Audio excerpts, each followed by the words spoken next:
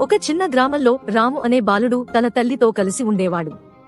అతని తల్లి లక్ష్మి బాగా కష్టపడుతూ పొలం పనులు చేసి రామును చదివించేది. ఒకరోజు రాము తన పాఠశాలలో గెలిచిన ప్రతిభా విద్యార్థి అవార్డును తీసుకుని ఆనందంతో ఇంటికి వచ్చాడు. కాని తల్లిని చూసి ఆయన ఆనందం తగ్గిపోయింది. ఆమె అలసిపోయి కూర్చుని ఉండటాన్ని గమనించి రాము ఓ నిర్ణయం తీసుకున్నాడు. రెండో రోజు ఉదయాన్నే తల్లి నిద్ర లేవక ముందే రాము పొలానికి వెళ్లి పని చేయడం ప్రారంభించాడు. తల్లి అవాక్కై, రాము, నువ్వు ఎందుకు పని చేస్తున్నావు అని అడిగింది. రాము చిరునవ్వుతో చెప్పాడు, అమ్మా, నువ్వు నా కోసం చాలా కష్టపడతావు. ఇప్పుడు నేను కూడా నీకు తోడుగా ఉండాలి. లక్ష్మి కన్నీళ్లు తుడుచుకుని తన కుమారుడిని గుండెల్లో వేసుకుని, నీ ప్రేమే నాకు గొప్ప బహుమతి రాము అని చెప్పింది. అప్పుడు నుంచి రాము తన చదువుతో పాటు తన తల్లికి సహాయం చేస్తూ తన స్వప్నాలను సాకారం చేసుకున్నాడు.